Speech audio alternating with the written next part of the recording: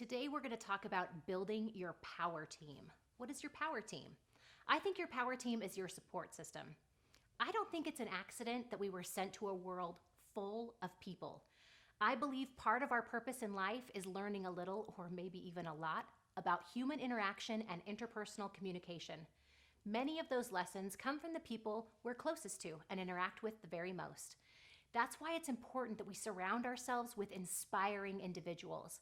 It doesn't matter if you're an entrepreneur, a working professional, or a stay-at-home mom. Everyone needs a power team. We need our go-to people who support us, motivate us, check in on us, and cheer us on. So I'm going to share with you the 3 different levels of support you need in your life and business. Choosing your power team is just as important as choosing how you spend your time. You need the right people in the right place at the right time in your life. I like to think of the power team in terms of a pyramid with 3 levels. Each level serves its own purpose, and each is critical in its own way. Odds are you already have people who support you on various levels. And as we discuss each one, think of who in your life fits in that category and who else you could include to expand your power team and operate at your desired high performance level. You may even want to write down names as they come to you. And remember, just as you need people on your team, high performers should be part of other people's power teams as well. So that first level is the foundational support. Every team needs a strong base, and your power team is no different. The foundational support level is comprised of people who assist you and can have responsibilities delegated to them. Since high performers know their strengths and delegate the rest, they rely on the people at the foundational level to help them get things done. There are 2 types of lower level tasks that are typically delegated. The first is things that should be handled by an assistant, a contractor, or even someone at a lower pay level. That doesn't mean the tasks or the people doing them are lower value. Delegation is simply a way of dispersing tasks to the appropriate levels of expertise. I love Ken Blanchard's book, The 1-Minute Manager Meets the Monkey. In it, Blanchard explains that all monkeys must be handled at the lowest organizational level consistent with their welfare. This single principle has guided my professional life for the last almost 20 years. When working for others, I've got a lot of points for taking monkeys off of my boss's backs. I was a valued employee because I freed up their time to do what they could do. I pushed to have every other task handed to me, and they appreciated me for it. Hire and train the right employees, contractors, and vendors to help you do administrative activities so that you can focus on your core strengths and revenue-generating activities. So those skill-based and upper-level tasks are the second type of task that can be delegated, and they involve things that are either above your level of expertise or require skills that you don't have. These are skill-based or upper-level tasks. For example, I have a client who is a graphic designer. After going through a delegation activity with her, I noticed that she was spending 1 to 2 hours a week, sometimes more, on bookkeeping. As a creative person, she could spend most of her time creating art and marketing materials, but instead she was crunching numbers and tracking payments. And not only did she hate doing it, she really wasn't good at it. Because she hated this task, she ended up dreading it every single week. And sometimes it got pushed to another week and then pushed to another week.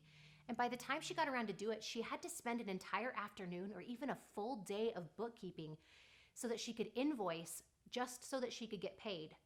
For her, bookkeeping was something that she needed to delegate to someone else. When I pointed this out, she said, "But Michelle, I can't afford it." So I asked her, "Well, how much do you make an hour?" And she replied, "Well, it depends on the project, but about $75 to $100 an hour." To that I said, "Okay, so for the $150 to $200 a week you are spending on bookkeeping, you could hire a professional to do it for you." A light bulb went on, and I think she may have done a dance right there on the spot. The point is that as an entrepreneur, you do not have to do everything yourself. So take a look at your current to-do list. Better yet, look at some completed tasks or backlists. If something is not in your area of expertise, or if it is not something you really want to be doing, you should be delegating it to a professional who can do it better. Or you might even consider finding an assistant, either temporary or long-term, who can do it faster or for less money than it would cost you to do it. I learned this lesson early when I started my first business, a promotional products company. I would spend a lot of time putting stickers on catalogs, writing the addresses, and mailing them out. before I realized I could have had a neighborhood teenager do those things for me for less cost. Delegating the tasks freed up my time so I could focus on marketing and getting new customers. What was even better was the fact that I had some happy neighbor kids who were getting paid to do something other than flip burgers. They liked the money and they were learning to work, and I had time for more important activities. If you're an entrepreneur and could use additional help in this department, I dedicate 2 full chapters in my book, The Time Blueprint for Entrepreneurs, to the hows and whys of delegating. If you're not an entrepreneur, get creative about the ways you can utilize others' strengths and resources to get the monkeys off of your back and build the foundational level of your power team. For example, if you're a stay-at-home mom with lots of struggling activities happening in your home, figure out if you can delegate some housekeeping or get some kid help a couple times a week. That can help you at your foundational level. Now let's go on to number 2, your core friend support. The middle level of your support team is for our friends and family members. These people are our cheerleaders, and sometimes literally. They are the ones who are sitting on the front row at our events, by our side during key moments in life, and celebrating every victory with us. They also have their arms around us when we lose. We can trust and rely on them. My friends and family are my rock. They are who I turn to when things get tough. They are the shoulders I cry on for support when I fail. While the other 2 levels of support can be appropriately one-sided, where you are making monetary investments and getting a service in return, the friend level only works if it's mutually beneficial. At times, you may have greater needs than your friends, and vice versa. Trust, communication, support, and love need to be given and received on both sides. I feel like I have been abundantly blessed in this category. I have great girlfriends who get me through my days and weeks. I have great business friendships where we support each other in the ups and downs of professional life. I have family members I know that are always there for me, and I would do anything for them. And I honestly couldn't do what I do without good friends. Do you have people in your life like this? Are you the type of person for others that can be that friend support? Typically, this level is where people naturally have the most support. However, if you find yourself lacking in this category, I have a couple of suggestions to help you build a stronger power team of friends. Connect with like-minded individuals. Networking events and social groups are a great way to seek out like-minded individuals. There are so many options. Professionally, consider chambers of commerce and other groups with potential to strengthen your business associations and friendships. Personally, consider sports teams or clubs and organizations surrounding interests or hobbies that you enjoy. Find online groups via social media. If you do a quick search through Facebook, Google+, LinkedIn, Twitter, Snapchat, you'll find groups focused on almost any topic, interest, or industry. Though these types of relationships obviously can't compare to live, one-on-one interaction, you can find like-minded individuals all over the world. Join in the conversation and glean what you can from their wisdom. Where appropriate, reach out to connect with individuals on a more direct level. Consider what kind of friend you are in return. With some honesty and transparency, some of my clients have discovered the reason they are weak on this power team level is because they haven't been supportive of others.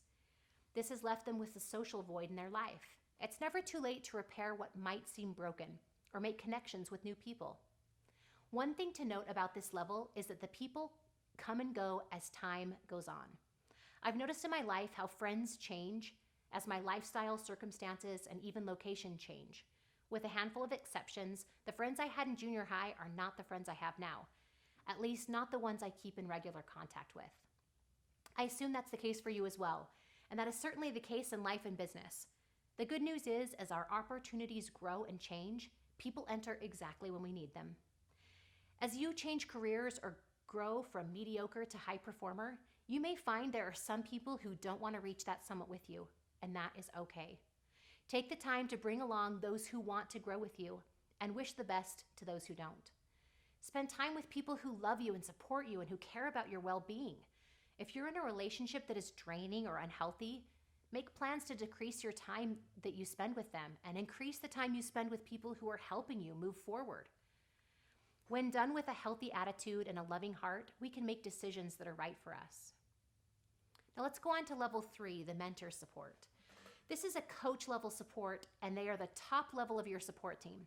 I picture mentors and coaches as being above me.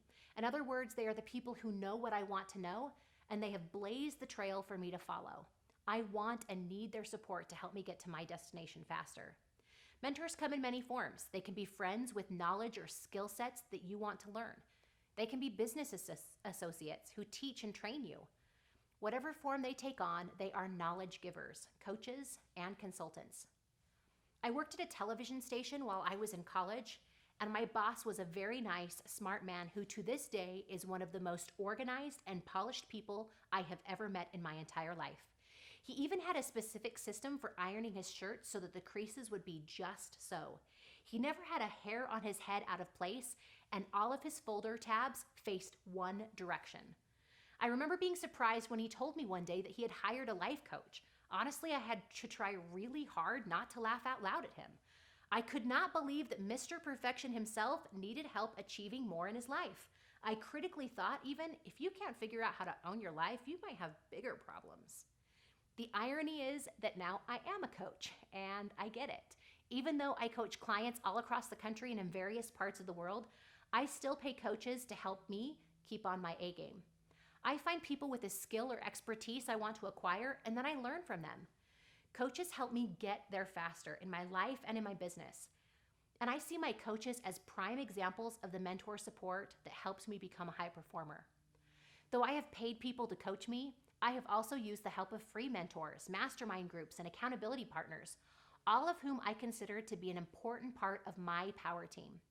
The people you spend your time with can impact your projects and dreams in big ways. They can cheer you on, support you, and help you grow, but they can also discourage and distract you with their "let's be realistic" comments.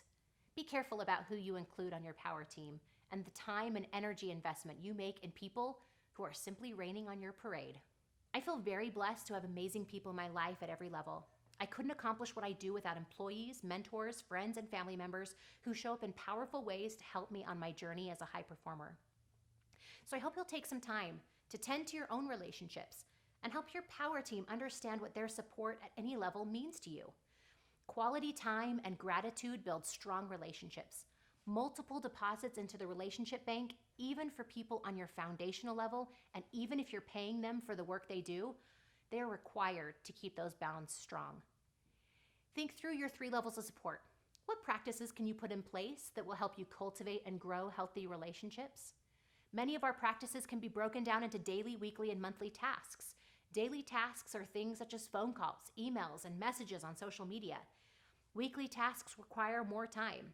For example, I like to sit down and write physical letters each week. In this day and age, the art of a good old-fashioned snail mail is all but forgotten. I love getting thank you notes and notes from friends in the mail.